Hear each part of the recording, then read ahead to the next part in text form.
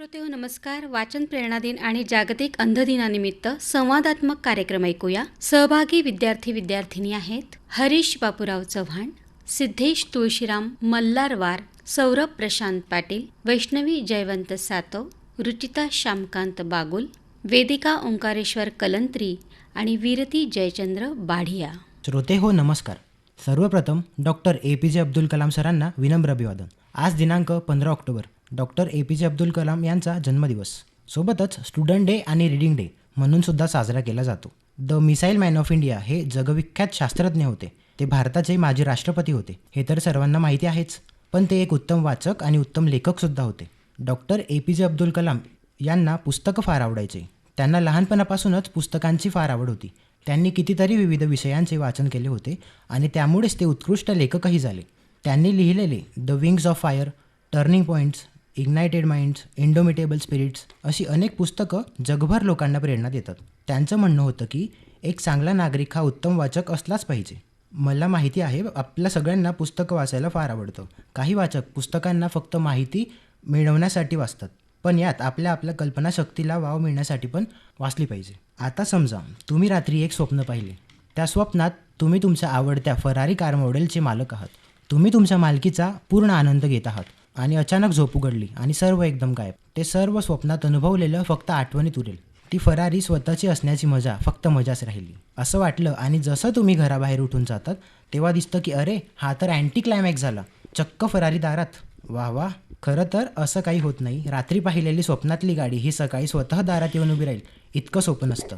गमतीचा भाग वेगळा, पण रात्री स्वप्नात पाहिलेली गाडी ही मुळात खरी नव्हतीच, पण तिच्यापासून मिळणारा आनंद, स्वतःच्या मालकीचा असण्याचा उत्साह हा कायमचा मनाला आनंद देऊन जातो. अशीच मजा, असाच आनंद पुस्तकांमध्ये आपल्याला अनुभवता येतो, ज्यामुळे आपल्या मेंदूला आणि मनाला मानसिकदृष्ट्या तणावमुक्तता मिळते. यासोबतच पुस्तकांमध्ये आपल्याला एक गोष्टीचे विविध पैलू दृष्टिकोन कळतात. यामुळे आपल्याला वेळेचे नियोजन व्यवस्थितपणे करता येते, जे की आजच्या काळात सर्वात महत्त्वपूर्ण आहे. सोबतच अनेक विषयांवर माहिती घेता येते. डॉक्टर APJ कलाम हे पॉझिटिव्हिटीला खूप महत्त्व द्यायचे. त्यांचा पॉवर ऑफ पॉझिटिव्ह टॉकवर अत्यंत दृढ विश्वास होता. सकारात्मकतेचे महत्त्व सांगताना ते त्यांच्या लहानपणाची गोष्ट सांगतात. ती अशी: एके दिवशी अब्दुल आणि त्यांची बहीण तमी दोघी जवळच्या एका झाडावर खेळत होते. ते खेळण्यात इतके मग्न झाले की त्यांना आजूबाजूच्या परिसराचं अजिबात भान राहिले नाही. अचानक हवेचा एक झोका त्यांच्या खेळण्याच्या झाडावर आला. त्या जबरदस्त वाऱ्याच्या वेगाने पूर्ण झाड जोरजोरात हलू लागले. 8-9 वर्षाची ही मुलं म्हटल्यावर आईवडिलांचे लक्ष होतेच. हे भयानक दृश्य बघताच वडील जोरात ओरडले, अरे फांदीला घट्ट पकडून ठेव. आणि तमीची आई पण जोरात ओरडली, तमी फांदी सोडू नको, खाली पडशील, खाली पडशील. असं नकळत बोलताच तमी खाली पडली. पण छोट्या अब्दुलने मात्र ती फांदी घट्ट पकडून ठेवली आणि काही वेळाने तो आरामात खाली उतरला. बहिणीची तशी दशा आणि स्वतःला मात्र सुखरूप पाहून त्याने वडिलांना आश्चर्याने विचारले, याचे कारण काय? तेव्हा त्याला वडिलांनी तमीच्या आईचे नकळत नकारात्मक शब्द आणि वडिलांचे सहज सकारात्मक शब्द यांमधील फरक समजावत सकारात्मकतेचे महत्त्व सांगितले. या घटनेवरून अब्दुलच्या मेंदूवर होणारा सकारात्मक बदल त्यांच्या यशाचं मुख्य कारण झाले. मित्रांनो, आज वाचन प्रेरणा दिनासोबतच जागतिक अंध दिनही आहे. यावर सिद्धेश आपल्याशी संवाद साधणार आहे. जागतिक अंध दिन आणि जागतिक पांढरी काठी दिन म्हणूनही आजचा दिवस साजरा केला जातो. मित्रांनो, आपण सर्व डोळ्यांनी पाहू शकतो. आजूबाजूच्या सर्व प्रतिमा रंगरूपसह आपल्याला दिसतात, पण ही सृष्टी जे डोळ्यांनी पाहू शकत नाही त्यांच्यावर मी बोलणार आहे. आपण सर्व म्हणत असतो की समाजात अंध लोकांना जागा आहे, पण आजपर्यंत तुम्ही अंध व्यक्तींना गर्दीच्या ठिकाणी बघितलं आहेत का? मला असं वाटतं की अंध व्यक्तींची जागा त्यांच्या शाळेत आणि त्यांच्या घरी आपण निश्चित करून टाकली आहे. खरं तर असं होणं ही चांगली बाब नाही. मित्रांनो, मला स्टोरी ऑफ माय लाईफ या पुस्तकाविषयी बोलायला आवडेल. या पुस्तकाच्या लेखिका हेलेन केलर आहेत. हे आत्मचरित्र आहे. या पुस्तकात वेगवेगळे विभाग केले आहे. त्यातील एक विभाग असा आहे ज्यात ते सांगतात की वयाच्या 1-2 वर्षी गंभीर ताप आल्यामुळे त्यांनी आपली दृष्टी आणि ऐकण्याची क्षमता गमावली, पण त्यांनी आपल्या या अडचणींवर मात केली आणि आपल्या आयुष्याच्या वाटचालीत अनेक पुस्तके आणि लेख लिहिले. त्या दृष्टिदोष असलेल्या अशा पहिल्या होत्या ज्यांनी BA ही पदवी मिळवली. भारतीयांना अभिमान वाटेल की राष्ट्रपिता महात्मा गांधी यांच्या जीवना आधारित एक पुस्तक पण त्यांनी लिहिलेलं आहे आणि त्यांचा एक विचार असा आहे की या विश्वात सर्वात देखणी वस्तू आपण नाही बघू शकत आणि नाही स्पर्श करू शकत. ती वस्तू आपण फक्त हृदयानेच जाणीव करून घेऊ शकतो. मला असं वाटतं की हेलेन केलर यांच्याकडून आपण खूप काही शिकू शकतो. आणि सर्वांनी स्टोरी ऑफ माय लाईफ हे पुस्तक वाचायलाच हवा. विचार करा की जर तुमची दृष्टी गेली तर. आणि फक्त हेलन केलर नाही तर आपल्या भारतात सुरदाससारखे कवी पण होते जे अंध असूनही कृष्णावर त्यांनी खूप सुंदर रचना केल्या आहेत. मित्रांनो, मला असं वाटतं की आत्ता आपल्या सर्वांना एक पाऊल समोर उचलायला हवं आणि खरंच आपल्या अंध मित्रांना आपल्या बरोबरीची जागा द्यायला हवी. या निमित्ताने मला एक सेन्सिटिव्ह मुद्दा सांगायचा आहे की जगभरात दृष्टीदोष असणारे अनेक असतील, अंधही अनेक असतील. काहींच्या डोळ्यावर योग्य ते उपचार होऊन त्यांना दृष्टीही मिळेल. पण एक लक्षात घ्या, ही सृष्टी ज्यांना आपल्या डोळ्यांनी पाहता येते, या सृष्टीत अनंत रंग पाहता येतात. त्यांनी ही सृष्टी जपायला नको का? Live this world better than you found it. सार्थक करूया जन्माचे, रूप पालटू वसुंधरायचे. सिद्धेश, छान माहिती दिलीस. कवी कुसुमाग्रज, सर्वांचे आवडते कवी, आज वाचन प्रेरणा दिनानिमित्त रुचिता आपल्याशी बोलणार आहे. ओळखलत का सर मला? पावसात आला कोणी, कपडे होते कर्दमलेले, केसावरती पाणी. क्षणभर बसला, नंतर हसला, बोलला वरती पाहून, गंगामाई पाहुणी आली, गेली घरट्यात राहून. माहेर वाशिन पोरीसारखी 4 भिंतीत नाचली, मोकळ्या हाती जाईल कशी, बायको मात्र वाचली. भिंत खचली म्हणून चूल विझली, होते नव्हते नेले प्रसाद म्हणून, पापण्यांमध्ये पाणी थोडे ठेवले. कारभानीला घेऊन संगे, सर आता लढतो आहे, पडकी भिंत बांधतो आहे, चिखलगाड काढतो आहे. खिशाकडे हात जाताच हसत हसत उठला, पैसे नको सर, जरा एकटेपणा वाटला. मोडून पडला संसार तरी मोडला नाही कणा, पाठीवरती हात ठेवून नुसते लढ म्हणा.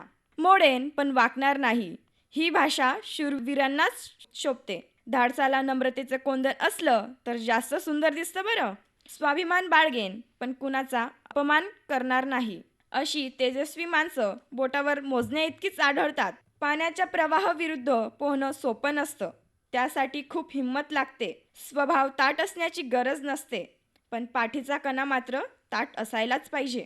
अशा स्वाभिमानात उत्कट दर्शन कणा या कवितेत घडतं. मराठी भाषा, साहित्य, संस्कृती विकासाकरिता आयुष्यभर महत्त्वाचं काम करणाऱ्या ज्ञानपीठ पुरस्कार विजेते कवी कुसुमाग्रज यांच्या कणा कवितेविषयी मला संवाद साधायला आवडेल बरं. आणि म्हणूनच मी ही कविता निवडली. घर उद्ध्वस्त झालं तरी मन भरभक्कम ठेवणाऱ्या बलशाली व्यक्तिमत्वाचं सुंदर दर्शन या कवितेत घडतं. कवी कुसुमाग्रज यांच्या अनेक कवितांमधून वाचकांना ऊर्जा मिळते आणि म्हणून वाचन संस्कार ही महत्त्वाची प्रक्रिया आहे. रुचिता, कणा कविता ही खूप छान सादर केली. आता दिलीप प्रभावळकर हे एक फार मोठे चित्रपट कलावंत आहेत. त्यांची दुसरी ओळख म्हणजे मुलांचे आवडते लेखक आहेत. वेदिका त्यांच्याविषयी आपल्याला काही सांगणार आहे. श्रोते हो, नमस्कार. आज वाचन प्रेरणा दिवस. आमच्या घरात लहानपणापासूनच वाचनाची आवड. आई वडील वेळ काढून वाचन करत. आजी आजोबा तर रामायण महाभारताच्या गोष्टी आवर्जून सांगत. त्यामुळे साहजिकच आहे मला देखील वाचनाची विलक्षण आवड. आपण जेव्हा कुणाच्या घरी जातो तेव्हा आपण वेगवेगळ्या शोभेच्या सुविधेच्या वस्तू बघून आश्चर्यचकित होतो. परंतु माझं वेगळं आहे बरं का. मी जर कोणाच्या घरात पुस्तकांचं कपाट बघितलं तर माझा आनंद गगनात मावेन असा होतो. अहो, माझं म्हणणं असं की वाढदिवसाला इतर काही देण्याऐवजी पुस्तकं भेटवस्तू म्हणून दिली तर किती आनंद होईल. माझी आई तर मला लहानपणापासून माझ्या वाढदिवसाला पुस्तकच देत आली आहे. दिलीप प्रभावळकरांचा बोक्या सात बंडे, भारा भागवतांचा लाडका फास्टर फेणे, चंपकच्या मॅगझिन्स माहीत आहेत ना? तर त्यात चंपकच्या मॅगझिन्स, खाली डोकं वर पाय, चिंटूचे विनोद तर मस्तच असतात. चिंटूच्या विनोदांचा संच आणि इतर इंग्रजी पुस्तके घरात आली. माझं सर्वात आवडतं मराठी पुस्तक कोणतं असं विचारलं तर चटकन उत्तर देते, बोक्या सात बंडे. सांगताना आनंद होतो की साहित्य अकादमीचा बाल साहित्य पुरस्कार बोक्या सात बंडे या पुस्तक मालिकेसाठी दिलीप प्रभावळकर आजोबांना मिळालं. आणि आणखी आनंदाचं सांगायचं तर मी त्यांना एक पत्र लिहिलं होतं आणि आश्चर्याची गोष्ट म्हणजे त्यांचा मला प्रतिसाद म्हणून पत्र देखील आलं. आता बोक्या सात बंडे हे पुस्तक मला का आवडतं ह्याच्या मागे एक कारण आहे. जेव्हा मी पहिल्यांदा घरात बोक्या सात बंडेचं पुस्तक बघितलं तेव्हा लगेच वाचनाची इच्छा झाली. हळूहळू बोक्याचा 10 पुस्तकांचा संच मी 2 महिन्यात संपवला. वेगवेगळ्या गोष्टी, बोक्याच्या करामती आणि खूप काही शिकायला मिळालं. बोक्या सात बंडेचा चित्रपट आपण सर्वांनी बघितलाच असेल ना? नसेल बघितलं तर काळजी करू नका, तुम्हाला बोक्याबद्दल थोडीशी माहिती देते. आता बोक्याचं खरं नाव बोक्या नाही तर चिन्मयानंद. त्याला त्या नावाने फक्त त्याची आजी हाक मारत. बोक्या हे नाव कसं पडलं त्याच्या मागे सुद्धा एक गोष्ट आहे. झालं असं, जेव्हा बोक्या लहान होता तेव्हा त्याच्या चुलत बहिणीच्या लक्षात आलं की तो रडताना मांजरासारखा आवाज काढतो. म्हणजे बाकीची मुलं ट्या ट्या अशी रडतात, हा रडताना म्हणे म्याऊ म्याऊ असा आवाज यायचा. आता मुलगी असली असती तर मनीमऊ म्हटलं असतं, पण मुलगा म्हणून त्या ताईने त्याला बोक्या नाव दिलं. तेव्हापासून त्याचं तेच नाव पडलं बोक्या. त्याचे बाबा प्रदीप सातबंडे, आई वैशाली, आजी इंदिरा आणि त्याचा दादा विजेंद्र यांच्या सर्वाप्रमाणे तो एका हाऊसिंग सोसायटीत राहायचा. बोक्या हा निर्मळ मनाचा आणि धाडसी वृत्तीचा, व्रात्य पण वाण नाही आणि खोडकर पण खोडसाळ नाही. गरजूला मदत करणं आणि ढोंगी माणसांच्या वर्मावर घाला घालणं हा त्याचा धर्म. प्रत्येक संकटातून अग्निदिव्यातून तो सही सलामत पार पडतो. एकदा झालं असं, गरजू विद्यार्थ्यांच्या मदतीसाठी बोक्याच्या शाळेत फंड जमा करत होते. तर त्यांना सांगितलं की तुम्ही स्वतः कमवा. आता स्वतः कमवा म्हणजे दुकानात जाऊन काम करू नका. तर आपण घरी आईवडिलांसाठी छोटी मोठी कामं करतोच ना, सगळेच करतात, तर बस त्याच कामाचे तुम्ही पैसे घ्या. आता बोक्याने विचार केला की असे तर खूप कमी पैसे जमा होतील. आता बोक्या मुंबईत राहायचा. मुंबईच्या पावसाबद्दल तर तुम्हाला सांगायलाच नको. एकदा असंच शाळा सुटल्यानंतर घरी जाताना पाऊस सुरू झाला. म्हणून बोक्याने एक युक्ती लावली. ज्या लोकांकडे छत्री नव्हती त्यांना जिथे जायचं होतं तिथे बोक्या त्यांना स्वतःच्या छत्रीत घेऊन गेला आणि त्याचे पैसे घेतले. बोक्याचे आई वडील आणि आजी त्याला खूप सपोर्ट करत. विजू दादा तर नेहमी त्याच्या पाठीमागे त्याची मदत करण्यासाठी उभा असायचा. बोक्या सातबंडे हे पुस्तक लहान मुलांसाठीच आहे असं नाही. कुमार वयोगट, किशोर वयोगट एवढंच नाही तर तरुण मुलं मुली आणि अगदी खरं सांगू का तर आई वडिलांसाठी सुद्धा आहे. एक खूप प्रसिद्ध वाक्य आहे, आई वडील होणं सोपं आहे, पालक होणं कठीण आहे. हीच गोष्ट बोक्या सातबंडे या पुस्तकातून आई वडिलांना शिकायला मिळते. आणि मोबाईल, टी व्ही या पलीकडे सुद्धा जग आहे आणि गरजू मुलांची मदत करण्यासाठी केवळ पैशांनी मोठं होण्याची गरज नाही तर मनाने समृद्ध होण्याची गरज आहे असं आपल्याला बोक्या शिकवतो. वाह वाह. बोक्या सातबंडे हा चित्रपट आता सर्वांनाच पाहावासा वाटतोय ना. महानगरातील जगणं आणि खेडेगावातील जगणं यामध्ये खूप फरक असतो. मर्डेकर यांच्या कवितेविषयी बोलते आहे वीरती. नमस्ते शारदे देवी सरस्वती मतिप्रदे वसत्वं मम जीवाग्रे सर्व विद्या प्रदा भवे. श्रोते हो नमस्कार. आपणा सर्वांना वाचन प्रेरणा दिवसाच्या खूप खूप शुभेच्छा. साखर आंबा सगळ्यांना खायला आवडतो ना, मला माहिती आहे, कारण मला पण खूप आवडतो. पण तुम्ही म्हणत असाल की साखर आंब्याचा आणि वाचन प्रेरणा दिवसाचा काय संबंध? सांगते हां. जसं खिसलेल्या कैरीमध्ये साखर चांगली मुरली की त्याचा मस्त चवदार मुरब्बा तयार होतो, तसंच जीवनामध्ये पण कला आणि साहित्य चांगले मुरले की जगण्याची चवच बदलून जाते. कला आणि साहित्य या आपल्या मनाचं दालन उघडणाऱ्या चाव्या आहेत.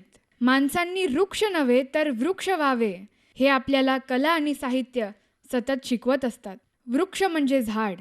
झाड आधी बालतरू असतं, नंतर त्याचं रोप होतं. असं रोप ज्याचं मातीशी नातं कायमच बांधलेलं आहे. या रोपाचं पुन्हा झाड होतं जे सावलीही देतं, पानं, फुलं, फळं सारंच काही सर्वांसाठी. आयुष्यभर देत राहण्याचा वसा आणि वारसा समृद्ध करणारं हे संजीवक झाड, आकाशाशी नातं जपणारं. बीजे अंकुरे अंकुरे ओल्या मातीच्या कुशीत, कसे रुजावे बियाणे ही निसर्गाची जीवनरीत. तसं आपली जीवनरीत म्हणजे कला आणि साहित्य यांचा संगम. साहित्यावरून आठवलं ते गाणं आहे ना, राना रानात गेली बाई शिळ. हे गाणं ज्यांनी लिहिलं ना ते खूप मोठे सुप्रसिद्ध गीतकार आमच्या मेहकरचेच. तुकाराम असो, बासी मर्डेकर असो, कुसुमाग्रज असो, नादो महानोर असो, अशी सर्व प्रतिभावंत माणसं नक्षत्रांची देणी असतात. बासी मर्डेकर यांची खूप सुंदर कविता आमच्या 10वीच्या पाठ्यपुस्तक काव्यांगण यामध्ये दिली आहे. कवितेचे शीर्षक कितीतरी दिवसात असे आहे. तर या कवितेवर मी आज आपले भाव प्रकट करणार.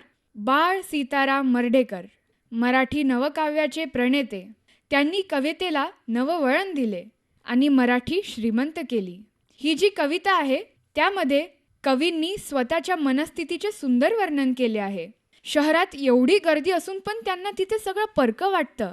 कवीला खूप गुदमरल्यासारखं वाटतंय तिथे. पण जेव्हा तो आपल्या गावामध्ये असतो ना तेव्हा तिथे त्याला आपलेपणा जाणवतो. गावातलं अंगण, गावातली नदी, गावातल्या झाडाझुडपातून दिसणारी चांदणं, नदीतलं डुमणं या साऱ्याचीच त्याला अनावर ओढ आहे. आणि आता कवीला गावाची खूप आठवण येत आहे. आणि या कवितेमध्ये त्यांनी शहरातल्या नळाला तोत्र्या धारेची उपमा दिली ना, ते मला खूप आवडलं. मला सांगायला अत्यंत आनंद होतो की चांगल्या साहित्याच्या वाचनातून आपल्यालाही काही चांगलं सुचतं आणि आपणही लिहायला प्रयत्न करतो. सहज उदाहरण म्हणून मी माझी कविता सादर करते. मनाचे सुकले पान झडले सारे, डोक्यात वाहते थंडगार वारे. नवी पानं उमलून येतात माझ्या जीवनात, आशा आणि निराशा फक्त स्वप्नांच्या किरणात. एकटेपणा वाटतोय जीवनात माझ्या, सात स्वर बघते मी संध्याकाळच्या सांज्या. याची सुंदरता ठप्प पडली माझ्या मनात, आत्ताच तर चालू केली पळापळ या रणात. भीती सोडली मन झाले मुक्त, काही रहस्य फक्त मनातच लुप्त. स्वतःवर केले विश्वास, घेतले स्वतःसाठी शांतीचे श्वास. या जीवनाच्या धावपळीत इच्छा आकांक्षांनी मन मळीत, बनविते आणि चालते आपल्या मार्गावर. कधी पोहोचेल मी मनाच्या स्वर्गावर. कधीच विचार केला नाही स्वतःसाठी, सोडत गेली फक्त लोकांच्या मनाच्या गाठी. हळूहळू शोध स्वतःचा करते, मनात प्रेम धरते आणि सुखाचे शेण सरते, आणि सुखाचे शेण सरते. छान वीरती, खूप खूप खूप छान. कवयित्री बहिणाबाई चौधरी आपल्या जळगाव जिल्ह्यातल्याच, त्यांच्याविषयी विचार व्यक्त करते आहे वैष्णवी. कवयित्री बहिणाबाई चौधरी यांच्या कवितांचं पुस्तक मला खूप खूप आवडलं. आचार्य प्र.के. अत्रे यांच्या सहकार्यामुळे हे पुस्तक मराठी वाचकांसाठी उपलब्धही झालं. बहिणाबाई चौधरी यांच्या कवितेविषयी बोलणं ही एक सुंदर अनुभूती असते. कृतज्ञतेचं स्नेहशील दर्शनही घडतं. कर्तबगार व्यक्तिमत्वाच्या आयुष्याच्या वाटचालीत स्फूर्तिदायक घटना प्रसंगाची उजळणी या माध्यमातून होत असते. जीवन कसं असावं, जीवन कसं जगावं, जीवनाकडे असंही पाहता येतं, याची ही उजळणी असते. खानदेशातील मायमातील अभिमान वाटेल अशा कवयित्री बहिणाबाई चौधरी यांच्या मन कवितेसंदर्भात मला बोलायला आवडेल. मन कुणी पाहिलं आहे का? मन ही काही एखादी वस्तू नाही. मन ही न दिसणारी बाब आहे. पण मनाचं अस्तित्व आहे. मला मन नाही असं कुणीही म्हणूच शकत नाही. मनापासून, मनासारखे, मनाप्रमाणे, मन मंदिर अशा अनेक वैशिष्ट्य आणि छटांसह मनाचं वर्णन करता येईल. बहिणाबाईंनी कधी कणभर तर कधी मणभर असलेल्या अस्थिर, चंचल, गतिमान मनाला वढाय वढाय म्हणत उभ्या पिकातलं ढोरं असं म्हटलं आहे. वढाय म्हणजे उन्हाळ. मन असंच असतं म्हणतात बहिणाबाई. कितीही हाकलून लावलं तरी पिकावर गुरंढोरं चालून यावी तसं पुन्हा पुन्हा फिरून मन त्या गोष्टीवर त्या तिथेच येतं. हेच मन मुक्त आहे. एकदम मोकाटही आहे. रस्ता दिसेल तसं धावणारा आहे. कशाचाही दरबंध नाही, तो नाहीच. पाण्यावरच्या लाटा उसळतात तसं मनही उंच उंच उसळतं. लहरी मन एक सारखं उंडारत राहतं. वादळ वाऱ्याला सुसाट वेगाने वासरासारखं उड्या मारत राहतं. काही वेळा तर याच मनात इतके वाईट विचार गर्दी करतात, विंचू साप यांचं विष तरी उतरेल, पण या मनात आलेल्या वाईट विचारांचं विष उतरण्यासाठी कोणतंच तंत्र हाती येत नाही. त्यासाठी औषधच नाही. मन आत्ता एवढ्यात इथेच तर होतं, जमिनीवर होतं. एकदम गेलं तरी कुठं हे मन? पाखरं भिरभिरतात तसं मन भिरभिरतं. चपळ मन स्थिर करण्यासाठी संतांनी, उपासकांनी, साधकांनी दिलेल्या आध्यात्मिक परंपरेची कास धरावी लागते. हेच जणू बहिणाबाईंना सुचवायचे असणार. अधीर मन खाकसाच्या दाण्या एवढं सूक्ष्म असतं. अगदी सुईच्या टोकावर मावेल इतकुसच असतं. संकोच करतं, बावरून पंख मिटून घेतं, तर कधी कधी इतकं मोठं होतं की आभाळापेक्षाही व्यापक स्वरूप धारण करतं. मोठ्या माणसाचं मन मोठं असावं तरच ते खऱ्या अर्थाने मोठं, असं म्हणूनच तर आपण म्हणतो, या दुनियादारीत तू आम्हाला हे असं क्षणात काही तर दुसऱ्या क्षणात भलताच विचार करणारं मन का दिलं? असा प्रश्नही बहिणाबाई परमेश्वराला विचारतात. तुझी ही करामत आम्हाला सामान्य माणसाला काही समजतच नाही रे देवा, असंही म्हणतात. बहिणाबाई त्यांच्या कवितेतून गंभीर भावार्थ समजावून सांगतात, तसा अनेकदा विनोदही साधतात. मिश्किलता हे सुद्धा त्यांचं वैशिष्ट्य आहे. बहिणाबाईंच्या कल्पनाशक्तीचं खरोखरच नवल वाटतं. माणसाला हे मन तू केव्हा दिलं, कसं दिलं, तू ते मन तयार तरी केव्हा आणि कसं केलं, याविषयी कल्पना रचताना त्या म्हणतात, तुला जागेपणी काही स्वप्न पडलं होतं का जेव्हा तू या मनाची निर्मिती केली? कवयित्री बहिणाबाई चौधरी यांच्या साहित्याचा अभ्यास करणाऱ्यांना जगण्याचा भावार्थ समजतो, जगण्याची दिशा सापडते आणि आपण सर्व रसिकही कायम त्यांच्याविषयी कृतज्ञ राहूया. बहिणाबाईंची ही शब्द मांडणी जगावेगळीच. एका सुप्रसिद्ध विचारवंताने म्हटले आहे, मुलगा आणि मुलगी ही आईची लांबवर पडणारी सावलीच ना. श्यामची आई या पुस्तकावर बोलतो आहे सौरभ. लेकरांचे स्वप्न करते ती साकार, स्वतःसाठी भागाकार, मुलासाठी गुणाकार. कधी कापूस तर कधी तलवारीची धार, आई या शब्दाने सुरू होतो आपल्या जीवनाचा सार. कवयित्री वीरती यांची रचना मनाला स्पर्श करते आणि जणू आपली आई आपल्या समोर साकार होते. मला असं वाटतं या ओळी श्यामच्या आईसाठी लिहिव्या असाव्यात. श्यामची आई माझं सर्वात आवडतं पुस्तक. श्यामची आई या पुस्तकावरून तयार झालेल्या चित्रपटाला राष्ट्रपती अवॉर्ड हा सन्मान प्राप्त झाला होता. श्यामची आई हे पुस्तक वाचल्यानंतर मला माझ्या आयुष्यात खूप काही शिकायला मिळतं. ही सत्यकथा वाचल्यानंतर मला एका आई आणि तिच्या लेकराचं खरं नातं काय असतं ते दिसतं. तसा मला एक प्रसंग आठवला. श्यामची आई आजारी होती. आईला बरं वाटावं म्हणून छोटा श्याम वडाच्या झाडाला फेरी मारायला जायचा आणि हे बघून श्यामचे मित्र त्याच्यावर हसायचे, त्याची गंमत करायचे आणि खूप काही. पण तरीही आईला बरं वाटावं म्हणून तो रोज वडाच्या झाडाला फेरी मारायला जायचा.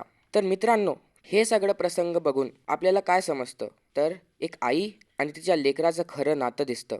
या प्रसंगानंतर मला खरं प्रेम म्हणजे काय ते समजतं. खरं प्रेम आपल्यासाठी हे असतं की आपण एकमेकांसोबत राहायचं, एकमेकांची काळजी घ्यायची आणि बस. मला असं वाटतं खरं प्रेम म्हणजे या गोष्टींपेक्षाही जास्त आहे. खरं प्रेम म्हणजे एकमेकांच्या विचारांना समजणं आणि या विचारांच्या संस्कृतीनुसार आदर ठेवणं, हेच खरं प्रेम आहे.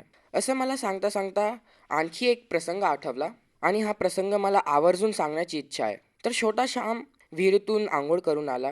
त्याने आईला हाक मारली आणि अंग पुसायला सांगितलं. अंग पुसल्यानंतरही त्याचे तळपाय ओले होते. त्यांनी आईला सांगितलं की आई, तू तुझा ओचा खाली पसरव, मी त्याच्यावर पाय पुसून घरात जाईन. तर लेकराचे तळपायला माती न लागावी म्हणून आपल्या आईने आपला ओचा जमिनीवर पसरून आपल्या लेकराचे पाय मातीने न भरावे, त्यामुळे आपले ओचे ओले करते आणि आपला ओचा ओला केल्यानंतर छोटा श्याम घरात जातो आणि जेव्हा तो देवपूजासाठी फूल तोडायला बाहेर पडत असतो तेव्हा त्याची आई म्हणते, जसं पायाला घाण लागू नये जसं तू जपतो, तसं मनालाही घाण लागू नये तसं स्वतःलाही जप. हे ऐकून छोटा श्याम घराच्या बाहेर पडतो. तर मित्रांनो, हे सगळं ऐकल्यानंतर आपल्याला काय शिकवण मिळते की चारित्र्यवान आईचा मुलगाच चारित्र्यवान असू शकतो. जर तसं नसेल तर आई संस्कार देण्यात कमी पडते की काय हे समजतं. धन्यवाद. या पुस्तकावरनं आपल्याला श्याम आणि त्याच्या आईचं एक पवित्र नातं समजतं. पुस्तके आपल्या सगळ्यांना आवडतात. वाचनामुळे होणारे काही फायदे, जसे शरीराला व्यायामाची गरज असते तसेच बुद्धीला पण वाचनाच्या व्यायामाची गरज असते. शारीरिक आणि मानसिक दोघी स्वास्थ्य ठीक राहते. यामुळे वाचनामुळे दृष्टिकोन क्षेत्र हे विस्तृत होते, स्वभावात स्थिरता येते. वाचन केल्याने झोप चांगली लागते. त्यात दडलेल्या शब्दांच्या जादूने बाहेरील ताणतणाव कमी होतो. वास्तविक मॅन्युअल पुस्तकं वाचण्याचे काही सायंटिफिक रिझनसुद्धा आहेत. ते असे की जेव्हा आपण मॅन्युअल पुस्तक उचलतो तेव्हा त्याचे वजन, पेजेसची क्वालिटी अनुभव करतो आणि त्या अनुभवामुळे आपले प्रीफ्रंटल कॉर्टेक्स हे सक्रिय होते आणि सोबतच लाँग टर्म मेमरीसुद्धा वाढते. यामुळेच स्मरणशक्ती ही तीक्ष्ण होते. आजकाल तांत्रिकदृष्ट्या आधुनिक विश्वात मॅन्युअल पुस्तकं वाचण्याची मनापासून इच्छा कोणाचीच नाही.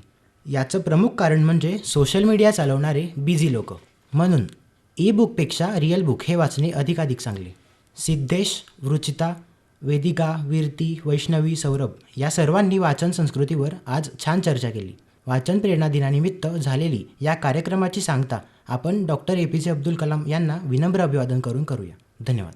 श्रोते हो, आत्ताच आपण वाचन प्रेरणा दिन आणि जागतिक अंध दिनानिमित्त संवादात्मक कार्यक्रम ऐकलात. सहभागी विद्यार्थी विद्यार्थिनी होते हरीश बापूराव चव्हाण, सिद्धेश तुळशीराम मल्हारवार, सौरभ प्रशांत पाटील, वैष्णवी जयवंत सातव, रुचिता श्यामकांत बागुल, वेदिका ओंकारेश्वर कलंत्री आणि विरती जयचंत बाढिया.